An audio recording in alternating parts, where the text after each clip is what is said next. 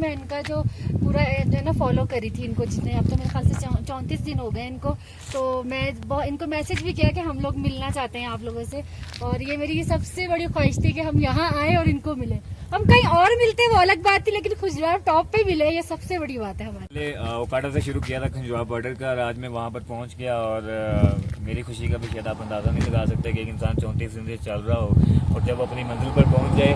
اس کی وجہ یہ ہوتی ہے کہ راستے میں جب آپ نکلتے ہیں تو آپ کو لگتا ہے کہ کوئی نہ کوئی مشکل آ سکتی ہے، لیکن اللہ کا شکر ہے 34 دن میں کوئی مشکل نہیں آئی. پنجاب سے لے کے جے بی تک، حمزہ اور آگے کھجراہو بارڈر تک لوگوں نے اتنا پیار دیا، ایسے لگا جیسے پورا پاکستان اپنا گھر ہے.